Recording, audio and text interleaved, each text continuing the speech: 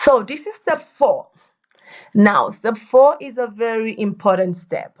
It is the step where the actual PhD technical review meeting happens. So again, step 4 is where the PhD technical review meeting happens. Hopefully, you don't see this the technical review meetings as a court where you have to defend yourself. See it as an opportunity, another opportunity actually, to support you as a project manager to have a quality and feasible project or program document that gives the project a greater likelihood for success. That because that's the main objective where of this meeting where colleagues come together to further provide you with advice.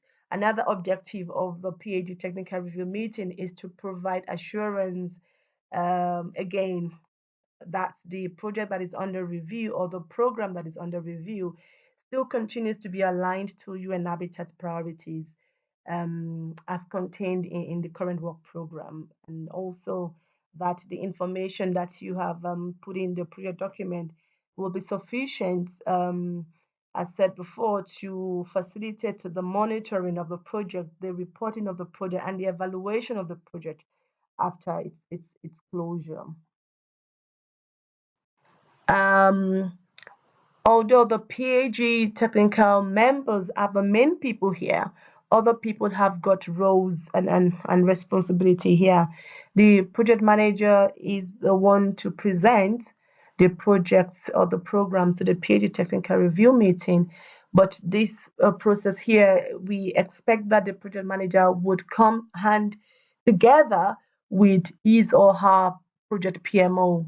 So remember, one of the fundamental is an improved relationship between the PMO and the project managers.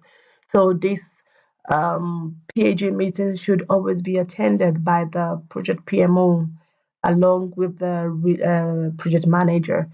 So the project manager at the PhD meeting would need to report on the peer review process. Remember, it's now virtual, so he or she would need to provide a brief on how that went and how and what are the outcome. Needs to provide highlights on comments that were not taken on board so that it's understood in terms of the justification for why it wasn't taken on board. You should be required to provide also a brief on the lesson learned from other past projects or even maybe current projects or from external sources that he or she has integrated into the project. Remember, it's an important thing. And would also be expected to just highlight also if the project is normative, how he or she sees this being integrated, although it's contained in the document. But in the presentation, it's good to just make an highlight of that so it can be presented upfront. Now, the project budget will be presented by the project manager with the project PMO. If appropriate, the PMO can present on behalf of the project manager. In case there are questions or requests for additional information or document, the project manager is required to provide this in a timely manner. And as this is a face-to-face meeting, the project manager needs to sign the attendance register. Um, the PCO project cycle management team, and remember this is the PhD secretary, he or she would facilitate this meeting, and he or she, as also a PhD member, reviews the ESSS based on agreed questionnaire or checklist, and that's also available in PASS and also on the HapNet. And he or she will give comments and make recommendations as necessary. He or she at the meeting would circulate that register to be signed by every participant, and the PCO project cycle management is responsible to write the minutes and to upload the minutes and attendance register in PASS. For the time being, this will be done offline.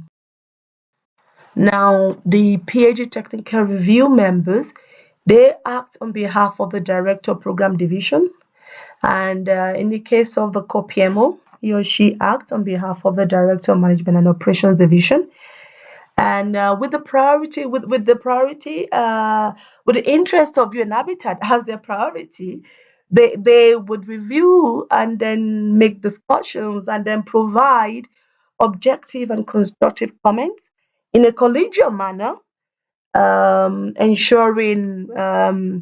ensuring that they recognize and uphold the integrity and also the values of the UN in terms of respect for diversity.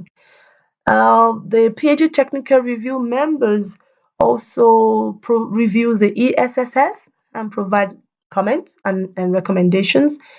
They make recommendations to the project manager in terms of what they find necessary for to be improved or to further enhance, or could also confirm that the project actually is quite good and to encourage the project manager.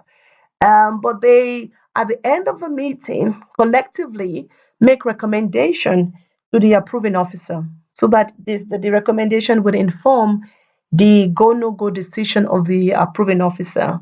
And where they don't agree or where there are dissenting opinions, this would need to be mentioned in the minutes. So they don't have to all agree, so anyone has their opinion, and if they're strong about it, it needs to be documented in the minutes for the approving officer's information. And so the approving officer would have all the information, all the recommendation, and then make his or her own decision based on all of these to give the go no go decision. In terms of the ESSS, based on the rating that has been assigned to the project, the director of program division can make decision to request for a specialized review. Now, all the members of the PAG need to sign the attendance register. Now, there is a question in terms of, so who chairs this PAG technical review meeting? Um, like I had mentioned earlier on, that one of the big changes of this new system is that the branch coordinators and the regional directors, they now have approving powers to give the go no go. So it's no longer just the program division directors. So the branch coordinators have up to $500,000, and the regional directors have up to $2 million. So for PAGs that are held at HQ, for projects or programs up to $500,000, the relevant branch coordinators would chair that PAG meeting and would then subsequently make the decision on the go no go. Any project to be reviewed at HQ above 500,000 will be chaired by the program division director or his alternates or alternates. Um, in terms of the regional PAG, uh, the regional directors would chair the PAG for projects or programs that are up to um, $2 million. And so any value over $2 million, any project over $2 million would need to be sent to the HQ for the HQ PAG to happen. Now, even though the regional directors have alternate chair in the regions, so they don't have to be the one to chair. They can either chair or their alternate chair can chair. I would mention the issue of making the decision at step 5, whereby the regional director is still ultimately responsible.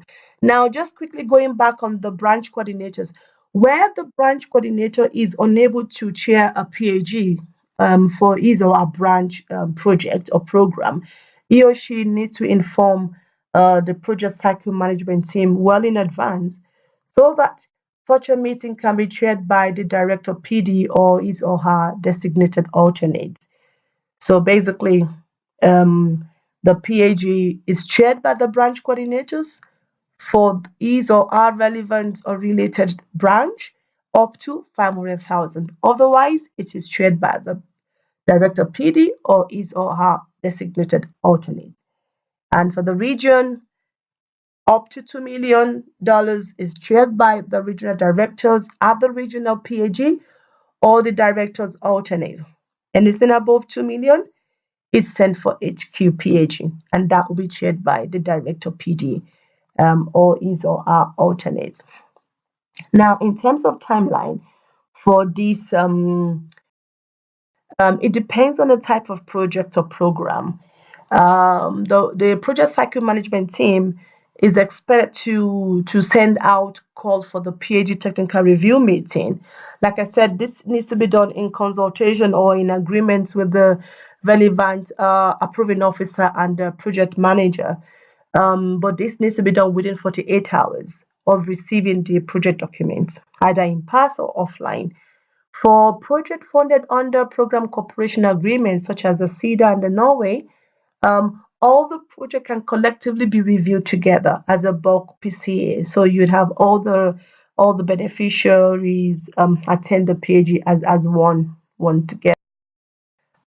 There are some projects or programs that needs to be expedited, and so in terms of the timeline, emergency projects, the meeting for emergency project needs to be called within 24 hours of receiving the project documents. The meeting for low value project, and that is project up to 200,000, needs to be called within 48 hours. That's 2 days of receiving the project document. And then projects that are funded from the corporate program cooperation agreement. Again, these are the likes of the CEDA Norway. Such meeting needs to be called within 48 hours of receiving the project document. And this is the responsibility of the project cycle management team. For project funded from core, and that's in the likes of program support, program coordination, and such thing as a pass upgrade, the meeting needs to be called within 48 hours. Minutes of the PAG technical review meetings of all these expedited projects need to be submitted in pass to the technical review members and approving officer within 24 hours of the meeting being held, except for emergency projects, which needs to be submitted the same day, unless where the meeting was concluded at the close of business. So a next day submission is okay.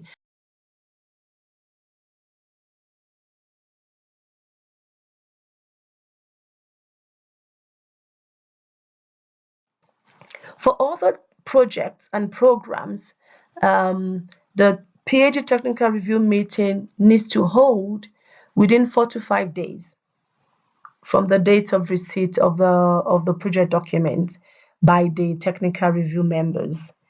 So if the members received the project document on Monday, then they need to have the meeting by Friday.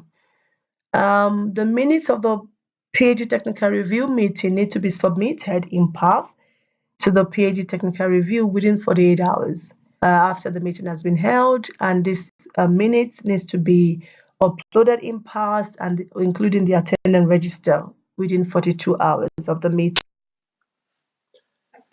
The system for this step is offline, as it's a face-to-face meeting.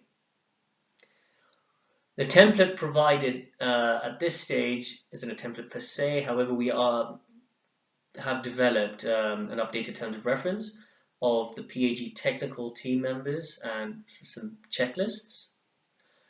And the output at this stage will be the minutes of the PAG technical review meeting with recommendations and an attendance register. At this stage, if you've not already done so, and it's required, you could submit your draft contribution agreement to the legal office for clearance.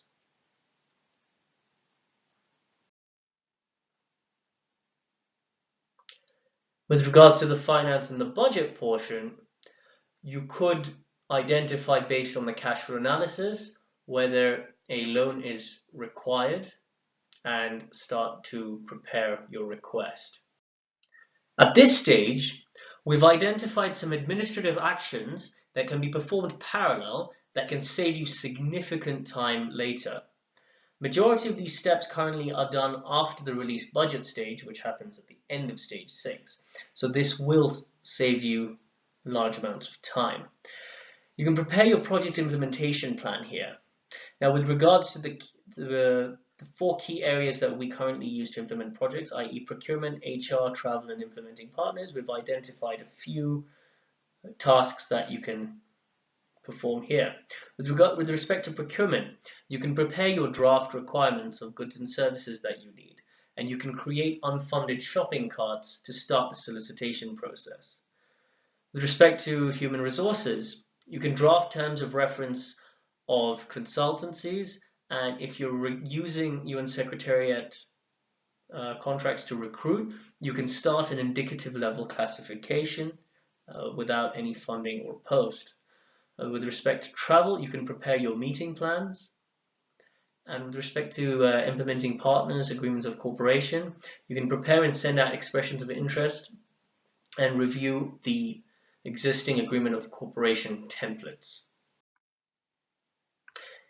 The downstream impact of this stage is that all the advice, recommendations, constructive feedback that Madupe mentioned earlier will be used by the designated go, no-go decision maker to make an informed decision.